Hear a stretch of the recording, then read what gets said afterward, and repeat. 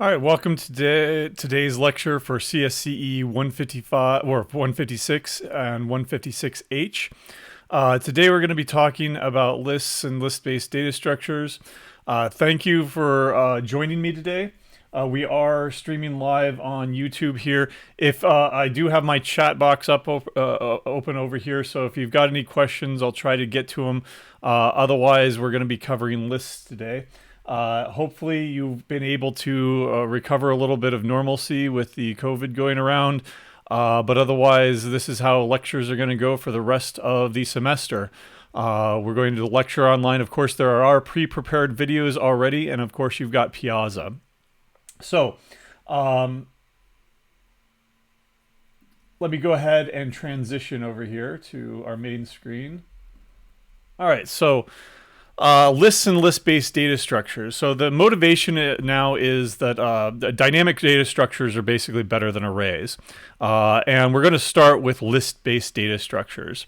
And then we're also going to be looking at applications of those after spring break, which are stacks and queues. We previously covered object-oriented programming, and what we're going to do is we're going to leverage those principles now of encapsulation, abstraction, and polymorphism to create dynamic data structures with different properties. Just to motivate this idea, again, let's go ahead and look at a plain old array, or if you're stuck in the world of arrays or whatever. All right. So, for example, in Java, if you wanted an integer array, it would look something like this. And we've now have an integer array that is able to hold up to 10 elements, right? But there's a lot of problems with this. For example, once created, the size is fixed, right? What if you now want to hold 11 integers, or now you don't need the entire capacity, and so you only need to hold 5 integers or something like that? It can't dynamically grow or shrink because it's a plain old static array. The solution is to use a dynamic list, right? Or a dynamic data structure that is basically a list, right? Basically, it's going to be able to automatically grow and shrink, maybe. We'll only focus on the grow part, but of course you can very easily extend the behavior that we're going to be implementing today to grow and shrink. You can add things without having to worry about the details, right? And there's the abstraction principle, right? That you don't have to worry about the details of how things get added, how it grows, how it shrinks. You just do it, right? And what we're going to be doing is we're going to be using encapsulation to take this array, and we're going to be putting it in, wrapping it around a list data structure, right? So as a motivating first example for our first iteration is going to be, let's create a list that can hold integers, okay? That's what we're going to focus on for today, and then we're going to iteratively improve this list as we go along, okay? All right. I'm going to call it my array list. Of course, in Java, you've got an array list already. So we are reinventing the wheel here, but we're reinventing the wheel so that we know how the wheel works. All right. So my first attempt here is going to have to, the first thing that I want to do is to define the state of this thing. And since it's an array list or an array-based list, I obviously need an array.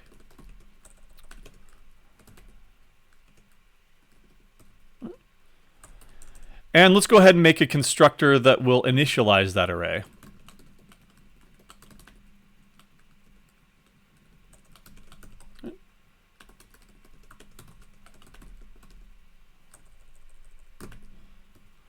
Now, how big should we make this? So here's where the growing and the shrinking is going to come into play here. So I'm going to switch over to my overhead here, and let's look at what this actually looks like when from a conceptual point of view. So you have an array, right? And because arrays can't shrink or grow automatically, then basically what we're going to do is we're going to treat this array as a capacity. So it can hold however many things you put into it. If you create it and it's of size 10, then it can hold 10 things in it. But we're not going to hold 10 things immediately. At some point, we're only going to hold maybe a few things, 5, 6 things, right? That's its actual size. So the size of the array is no longer our size. We're going to be treating that as a capacity. And then the remaining stuff over here, this is our, this is the free area of things that we can continue to add. Now, the problem is at some point, the capacity is going to be full, at which point we need to grow our array larger so that we can put more things into it. At some point, we might find that the size, the actual size of stuff that's being held in it is so small that we want to decrease the capacity, in which, of course, we would want to resize the array. But that's the basic idea. That's what we're going to try to do with this first iteration. All right. So initially, let's just go ahead and make it of size, I don't know, 10. Right? And it's able to hold 10 things into it. Now, if you remember with an array in Java, if I go this.arr.size, or sorry, length, that's essentially our capacity. So I don't need to store that off into a variable, but what I do need to store off into a variable is the actual size. Right? Now, initially, if we're creating an empty array list, that's going to end up being 0, because we haven't added anything to it yet. Okay? Now we need some functionality here. So the first thing that I'm going to do is I'm going to enable a user to add things to it. Add element.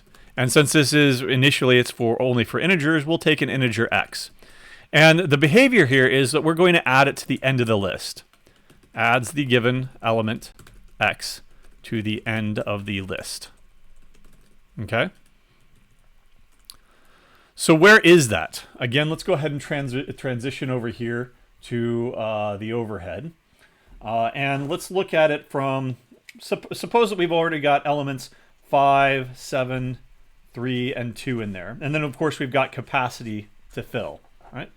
Now, the size of this, if we're keeping track of the size as we go along here, then the size is 4. Right? So if we're going to add something to the end of the list, we're going to want to be adding it here. Well, remember, these are indexed at 0, so 0, 1, 2, 3. All we need to do is add it to index 4, in other words, the size. That's easy enough. So let's go ahead and add that element to the end of the list.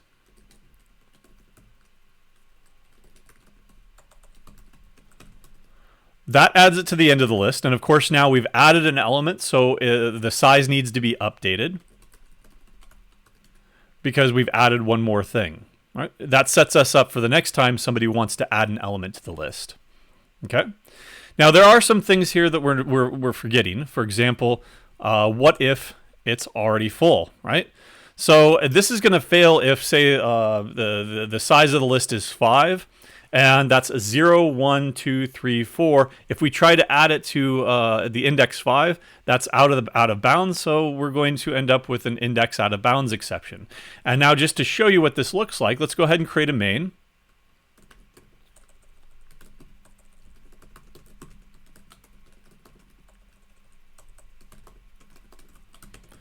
And let's add a few things to it. For this demonstration, I'm going to kick the size down to 5. So I don't have to add too many things to it. Actually, let's go ahead and keep it at 10, and I'll just do it in a loop.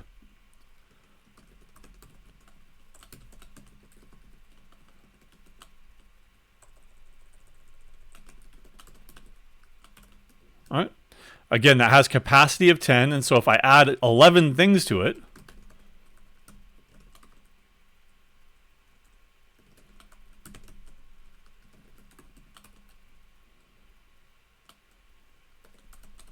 I'll add in 0, 10, 20, 30, 40, 50, all the way up to 10, or up to 100. 100. Right. And you see here that I get an array index out of bounds exception. Index 10 is out of bounds for length 10. So that's a problem. And that's the whole point of creating a list, so that we can encapsulate the behavior of increasing the size into the add element method so that we don't have to worry about that outside of the class over here in my main. So the first thing that we need to do, instead of just blindly adding the element to the list, is we need to check, are we able to, right? So if this array's length, right, is equal to this list's size, right, then that means it's full. If it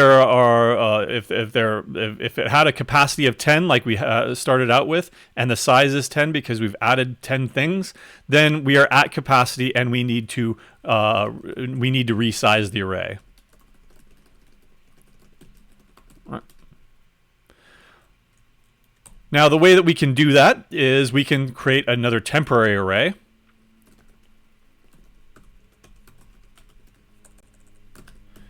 And we can make it of size, say, equal to the old array's size, plus 10 more. So we're adding a capacity of 10 to this. And if you want to parameterize this, at this point I've used 10 in two different places. If you want to, you can come up here and parameterize it into a separate variable. So I'll do that in a private static final variable.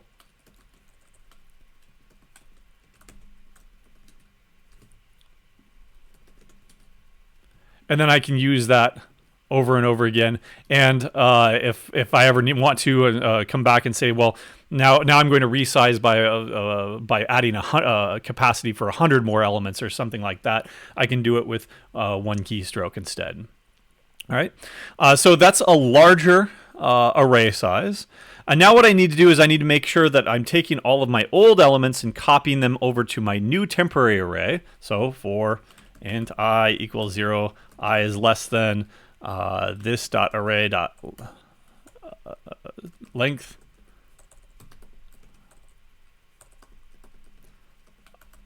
just copy over each element. Temps of I is equal to this dot array of I. Right. Now once I've copied everything over, now I can reset this arrays to the temporary array. So I'm copying everything over, and then I'm making this array's internal, or this list's internal array point to that new temporary array. And then that sets me up for lines 29 and 30 here, where now I am able to add X at the end of the list because I've increased the array size by some factor over here of size. And then of course I can increase the size here. And you can see that this is going to work. Right? I'm not printing anything out yet, so let's go ahead and make sure that it works by creating a toString method. Right? Now there are some improvements that we can make here immediately. Of course, I could create a string builder.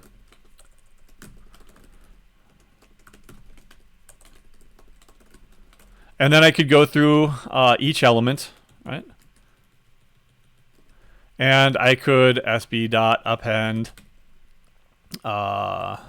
this of array of I, maybe with a comma, right? And then I could put nice curly bracket or square brackets in front of each. Right? And so I could print it out at the end here.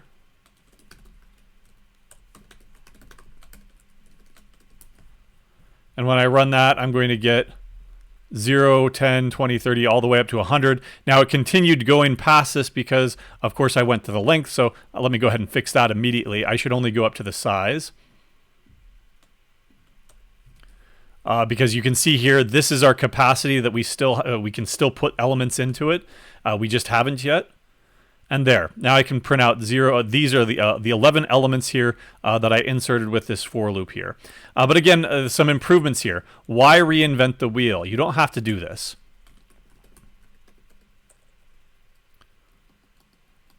There is an arrays dot toString method, right? Where you can take an array of integers and you can get a string representation of that. Now, in this particular case, I'm not going to do that because it will get like the first result with all those zeros at the end. It'll end up printing all that. So I'm going to go ahead and leave this as is. But I am going to improve this up here. right? You'll note here that what I'm doing is I'm increasing the size, then I'm copying everything over, and then I'm resetting this. There's already a function to do this for me. It's called a deep copy function. We've covered deep copying before. Arrays.copy of, right? And what I can do is I can give it the old array, right? And then I can give it another capacity, or a new capacity, which is going to be the old array's size plus this size variable right here. Right? Now that gives me a deep copy. All I need to do is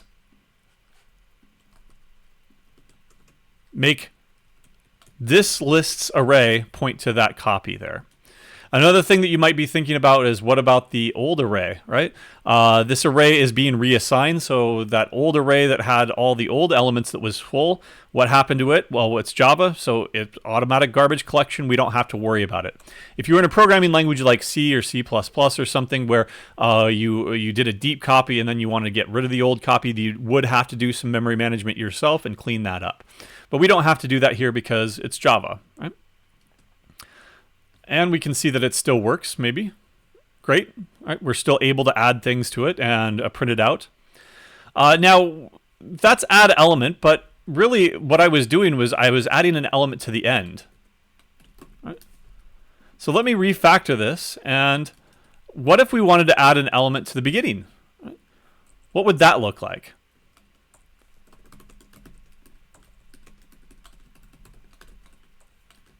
Or to the start?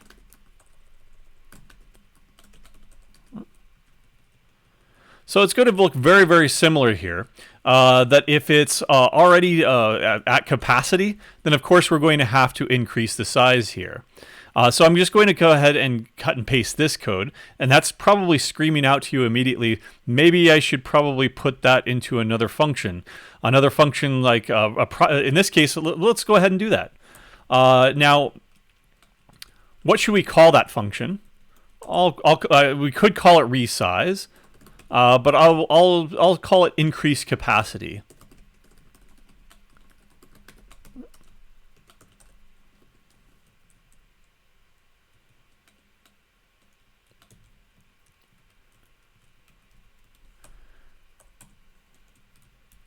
And that's really all we need there. To just increase the capacity is that one line there. Now, here's a good question. Should it be made public? Now, should somebody using this list have to say, outside of the list, have to check to see, is it at capacity? If so, call this function over here. That's breaking encapsulation. You don't have to do that with Java's array list. Instead, it takes care of it for you. It's the encapsulation and the abstraction takes care of all those details for you. It automatically increases capacity without you having to worry about it. So I'm not going to make that public. But I do want that code here, so I'm going to make it into a private function, right? And again, I shouldn't have gotten rid of that if condition. I'll just call this method over here. So if we're at capacity, then I will increase the capacity. Likewise, if I want to add an element to the start and we're at capacity, then I will increase the capacity of the list. Okay. Now, we don't want to add it to the end. Instead, we want to add it to the beginning, right? And of course, we'll increase the size. The problem here is if we have elements 0, 10, 20, 30, 40, 50, etc., and I add an element to the start. In fact, let's do that. List.add element to the start. We'll add 42 to the start so that it's visually different here. When I do that, I actually lose 0. That's not the behavior that I want.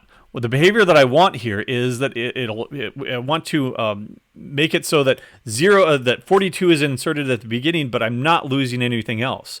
So in other words, I'm going to shift everything down to make room for that element 42. Right? So this adds the given element x to the start of the list, shifting other elements down as necessary. Okay. We've already checked that we have enough room for it, and if we haven't, then we increase the capacity. So basically, what I want to do is before I assign that element, I want to shift everything down. I'm going to do that in a loop.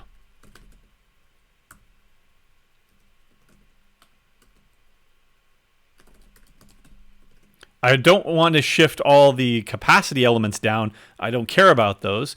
If I've got 1, 2, 3 in there, and then the rest of it is just a empty dead space, then I'm just going to shift those down. I don't care about the elements that might have still be over there in that empty space. So the way that I'm going to do that is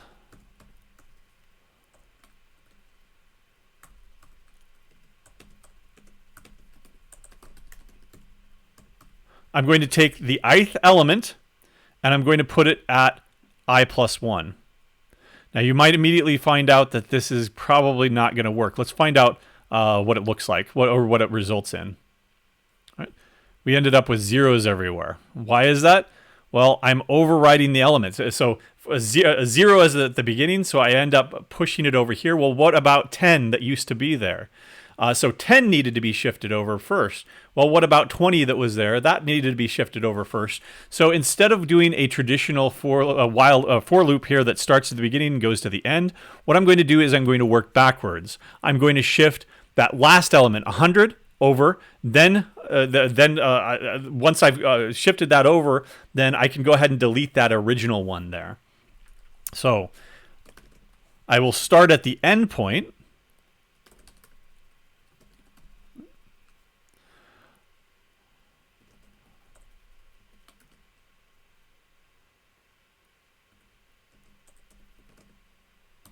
And work my way down, I minus minus, right?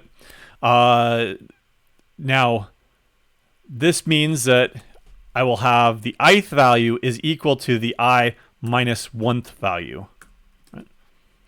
Now, if I'm going to go down to minus 1 here, think about your edge cases here on this loop.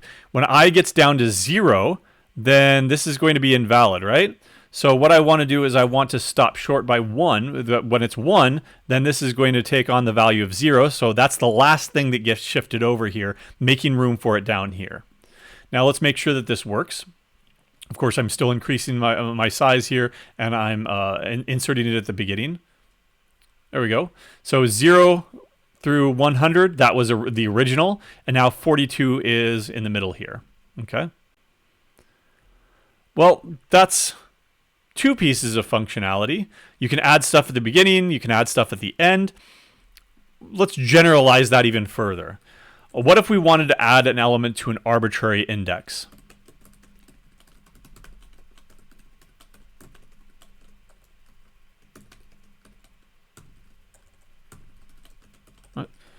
So the behavior of this function is going to be, it's going to add the element x to the index provided.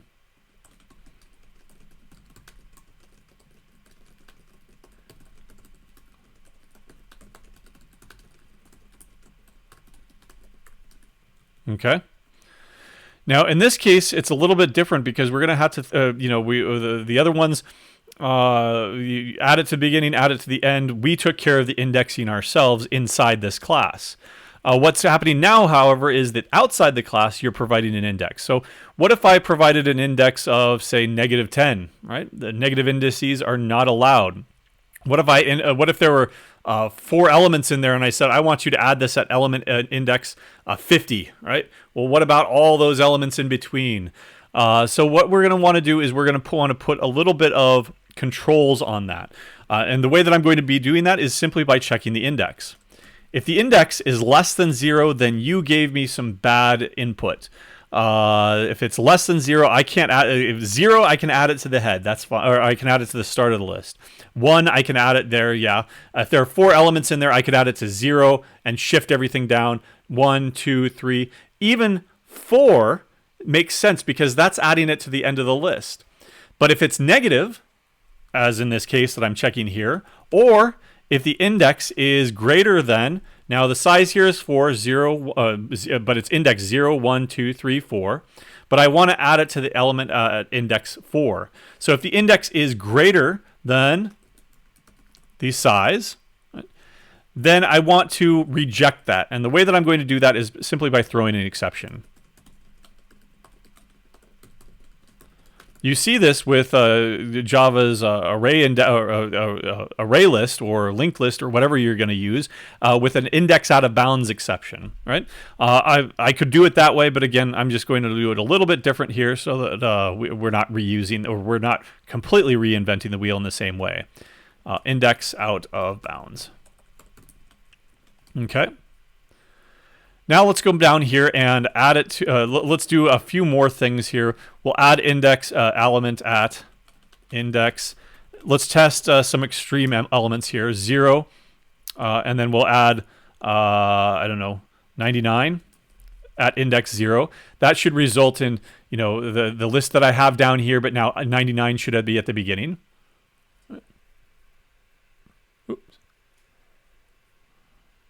Oops. Of course, duh. All I did was implement the bounds checking here. So let's go ahead and that's what I wanted to test. I didn't want to test everything first. So there we're going to get an exception let's see, where is the exception? Illegal argument index is out of bounds. If we put something huge there that's way beyond the indexing, then we're going to get the same thing, right? So at least my bounds checking here is working, right? Now, of course, what we need to do is we need to add that element because that's the rest of the function that we have to actually implement here. So again, I'm going to want to shift elements down, but before I do that, I want to check capacity, right? So I'll take pretty much what I had before, check the capacity and shift stuff down, but instead of shifting it down from the end all the way to the beginning, I don't want to go all the way to the beginning. What I'm going to do is I'm going to stop at index, right? So I start at the end, shift things down, but then I stop at the index. So that at the very last iteration here, index of -1 is going to be shifted over to index, leaving capacity for me to add the element.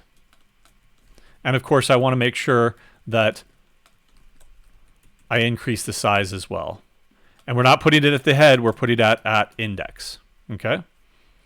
Now let's come down here and test it. If I want to add the element 99 at index 0, then now it should be fine. And we end up with 99, 42, etc., etc. If I wanted to increase that to 1, now I should have 42 at the beginning, 99 inserted second, and then it goes all the way to 100, so that works. What if I wanted to add it to the end? 10, that's not exactly the end, but there were 12 elements in there, so if I wanted to add it to the end, let's go ahead and test it at 12.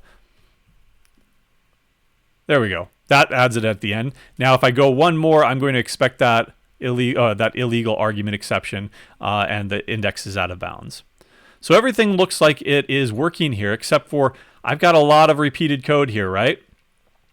I basically cut and pasted this stuff here down here, right, with index checking. So how could we improve our code here? Well, adding an element to the start is nothing more than adding an element at index 0. And we can replace that with one function called, this is the most general function here. This is the most general method that allows you to insert an element at an arbitrary index. Well, if you want to insert it at the start, then that's just a convenient way of saying insert it at index 0. Likewise, if we wanted to add an element to the end, then it's add an element at index, but not 0 here, but this list's size. And we can see that it still works, probably, hopefully. Right. Oops. That's because I still have this over here. So let's add it to the somewhere in between, just somewhere in the middle. Right. Oops.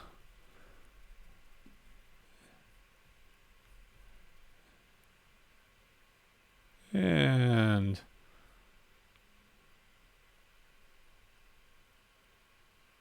add the element to the end. Oops.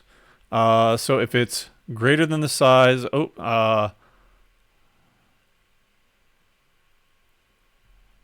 Oh,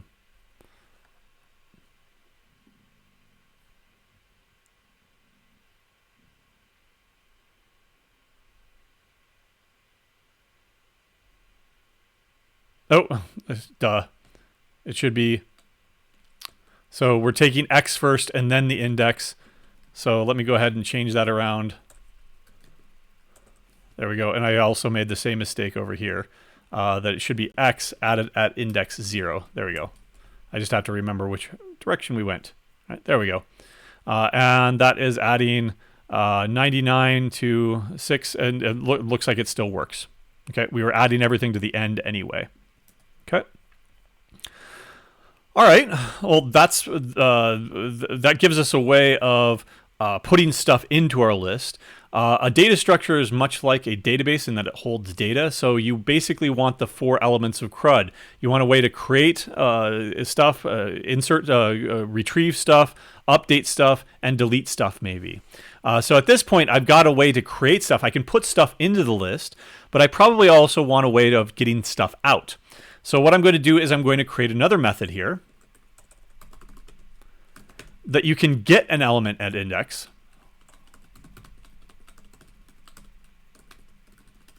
Right? And all it does is returns the element at the given index. Right? Now, without any other qualifications here, let's see how this works. If I get the element at index 0 after all this, then of course I'm going to get 42.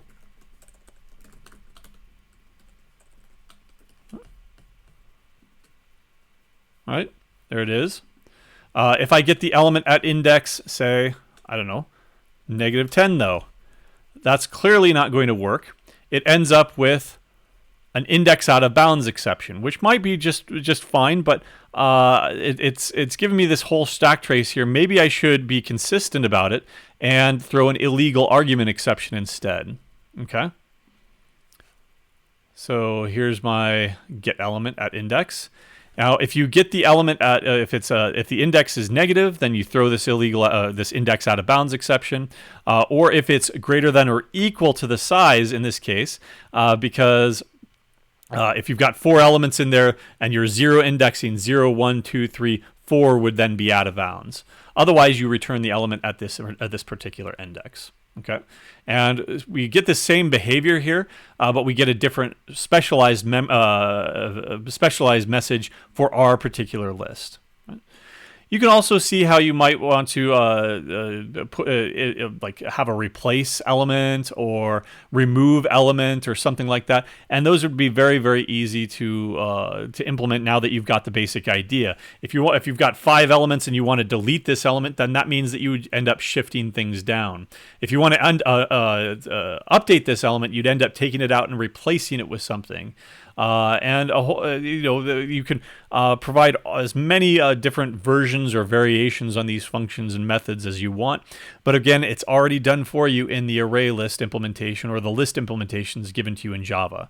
We're just covering basically how those things actually work. Okay. The whole idea here is that you've got a dynamic data structure that grows as needed. And of course, we didn't do the shrinking either, but you could very well see how you would do that. Okay. All right. So there's still a problem here. All right. Our first iteration was only for integers. All right. What we want to do is we now want to everything that we've done up to this point. We've focused on encapsulation and abstraction. We've abstracted away the details of the growing and the shrinking. We've encapsulated the representation of it as an array inside the class, and everything is contained inside the class. But now what I want to do is I want to do some polymorphism. The first iteration here was only for integers. My goal, however, is to create one list that can hold any type. As we've got it here, it's just integers because it's an integer array. So what I want to do is I want to make this a little bit more general. I want to parameterize this. Right? I want to parameterize this so that it's that you can create an array, my array list here, parameterized on any type t. Right? Now, the idea here is that I will parameterize it by saying that this is an integer list instead. And no changes down here. You can add integers as much as you want. Okay? That's going to require me to make this class a little bit more general. For the first thing is I'm not going to be able to, or I don't want to create an array of integers anymore. I want to create an array of elements of type T. Right? This is not going to work though. And you can see immediately why this doesn't work, because if I try to say a new array of elements of type T, this is going to be a syntax error. Java's not going to know what this is. Because in Java, when you create a new array, Java needs to know how much memory to actually allocate for this. If it were integers, it would know that each integer is 4 bytes. So however many size times 4 bytes, that's how much memory it would end up allocating. But other things like, say, a double is going to be 8 bytes. An actual object, I believe, is 4 bytes. It might be 8 bytes. I'm not sure, but it's a reference object. So what we need to do is we need to make this into a raw type. We'll treat everything as an object. All right. And now this is an object array. Right?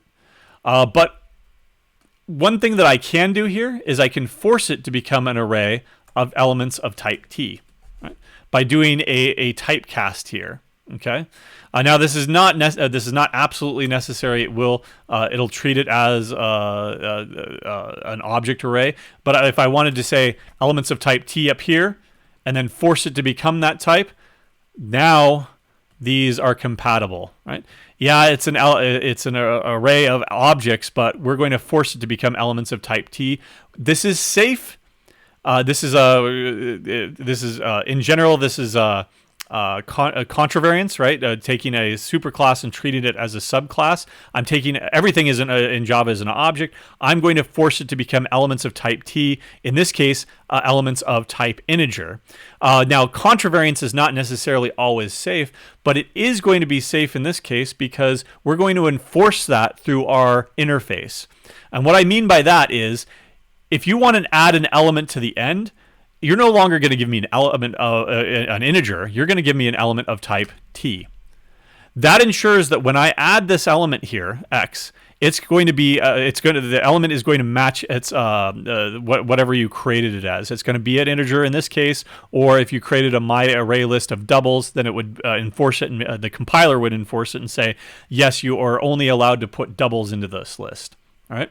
Now we have to make that same change pretty much everywhere. Add element to the start, and then of course down here, add element at a particular index. But you can see that I didn't change a single line of code in this at all.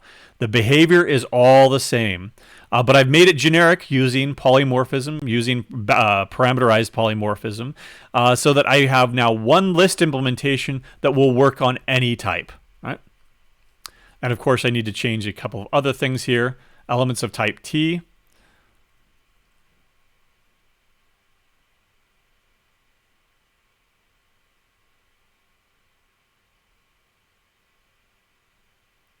It's treating this as a byte.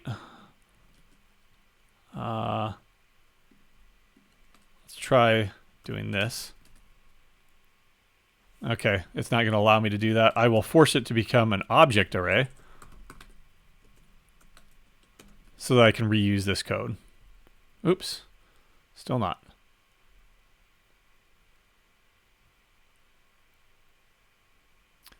May or might not be a copy of for objects. Let's find that out. I thought that there was.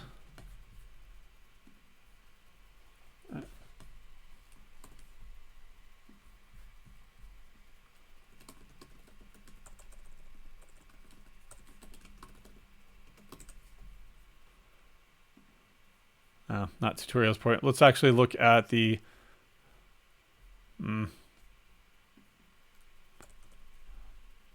Java docs here.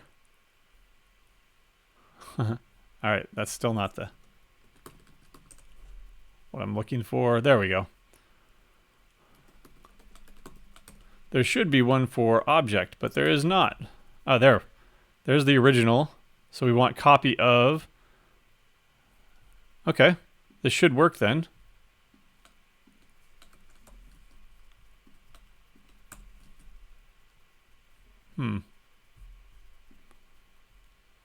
It's parameterized. It should allow this.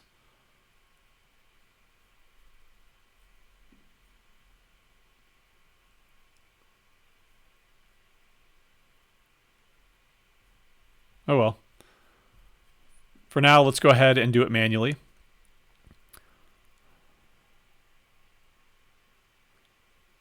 We'll make an object array.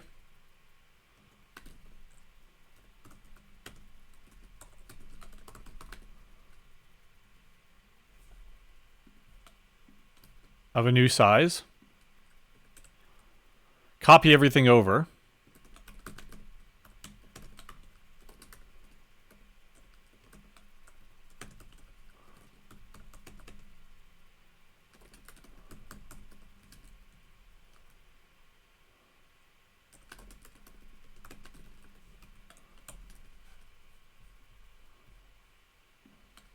And then do our explicit typecast. There. And this should lead to the same behavior as before. Again, we are going out of bounds there, so let's go ahead and put it in the middle there. And you can see that we have no regressions here. It looks like that it's the same. Of course, I should be doing much better testing here, repeatable testing using a unit testing framework. But you can see that I have no regressions, that it looks good. Now let's make sure that it actually works with a different type. So my array list of, say, strings. I'll call it names.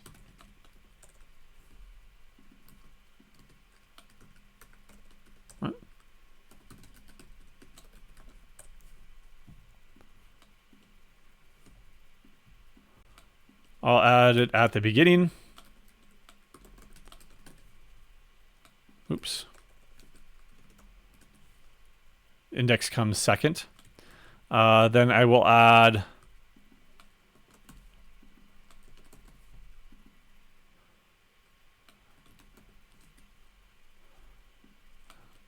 this at index 1, so at the end, and then I'll add this back at the beginning, and then I'll add this at the end again. So I should have Chris, and then Joe is as at the end. Jane is at the beginning, so Jane, Chris, Joe, and then Alan is ended at the end, added at the end. So Jane, Chris, Joe, Alan is what I should end up with. Oh, of course I need to print it out.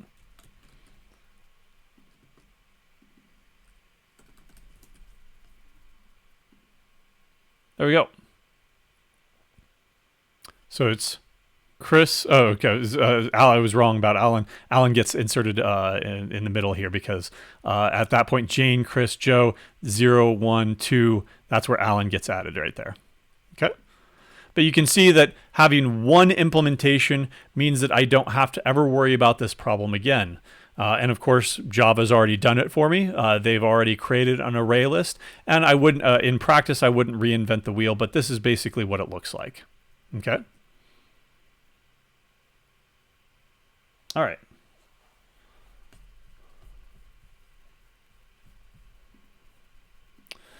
So that was our goal, but there's still a problem. All right. So let's make some observations here. What if I had a really, really big list, right? What if I had 1 million elements in my list? Adding an element to the start of a list, of an array-based list, requires shifting elements down, right? If you had 1 million elements, this is 1 million operations. Right? Now, adding an element at the end is basically free, is more or less free, except unless you have to increase the capacity. Right? So every time you increase the capacity, every time you resize, you end up performing n operations. where n is the current size of the list. Right? So as you can see, this is kind of like linear behavior. That if there are 1 million elements in this list, then you're going to end up doing 1 million operations if you have to resize it. Now, you're not going to resize it every single time, but other things like adding it to the beginning, you will have to shift everything down every single time that you do that. That can be quite expensive. Some things are cheap, right? For example, retrieving an element at a particular index, right? That's super cheap. Why retrieving? There we go. At a particular why? Because of random access, right? Since it is under the hood, we've got an array here. You can jump to a memory location if you want the element at index 10. Then the compiler, the Java virtual machine, is smart enough to figure out where that memory location is and to immediately jump to that memory location and get it. Now, there could be cache misses, cache hits, all sorts of things going wrong at a lower level. But from the perspective of this high level Java perspective, then because of random access, it's cheap, right? It basically is one computation to jump to that memory location and access that memory location. So there are some things that are cheap. There are some things that seem to be very, very expensive. So here's another solution, or alternative solution. Right? What if instead of an array, what if we linked a bunch of elements together? That's called a linked list. Okay. Now for that, I'm going to go ahead and switch over here back to the overhead mode so that we can visualize this. Okay. So here's the basic idea. Instead of storing things contiguously in memory, 10, 20, 30, 40, what I'm going to do is I'm going to define these, what are called nodes. If I store 10 in one of them, I also need to store a reference to the next element in the list. Okay?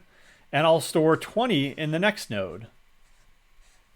And there, I will go ahead and store a reference to the next element in the list. Now, eventually you're going to get to the end of the list. This is the beginning of the list. It's also called the head of the list. The end of the list is called the tail of the list.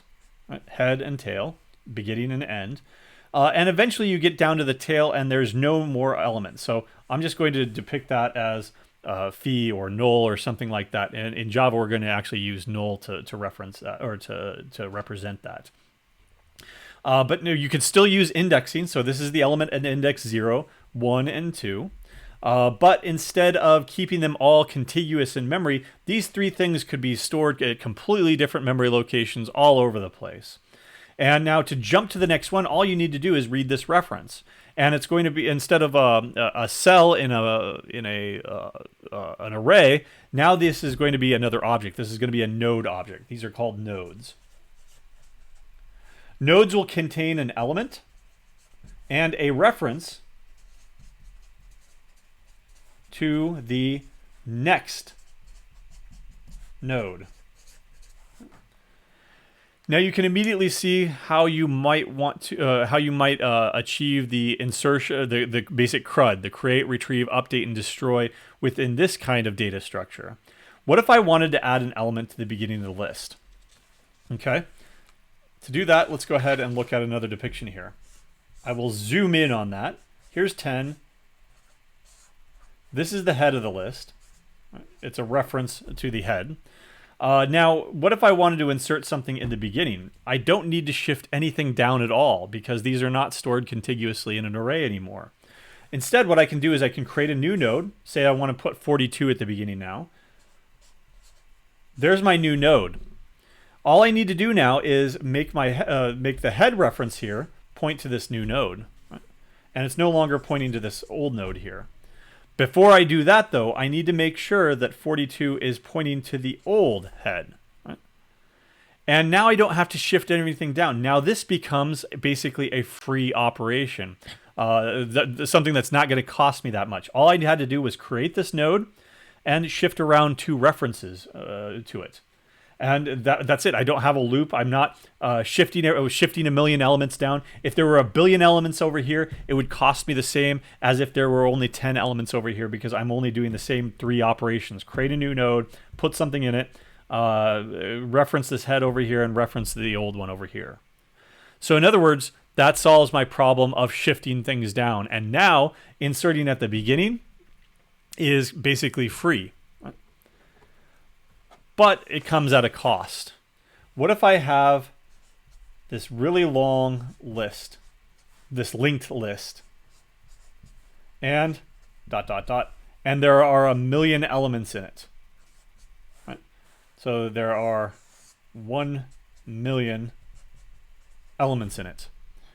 What was free before of adding something to the end now becomes super expensive, because I don't have immediate access to each and every single one of these nodes. If I want to find a particular node, or if I want to go to the end, or if I want to insert something in the middle, I always have to start at the head of the list and iterate my way down until I get to the one that I'm looking for.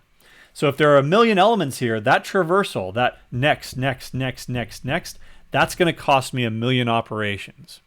So even though I'm saving on one particular operation, I'm paying the exact same price that I was paying before by using a linked list here. Okay. So there's no such thing as a free lunch. There's no such thing as a perfect data structure that's going to have a perfect and free operations basically for everything. One thing that does come close, of course, is a hash table and hash-based data structures, but we're not there yet. We're eventually going to get there. Okay, not in this class, but probably in Computer Science 3 if you take it. So the alternative solution is going to be a linked list. Just to finish this out here, let me transition back. Each element is stored in a node, and I will mark that up because we are going to create that.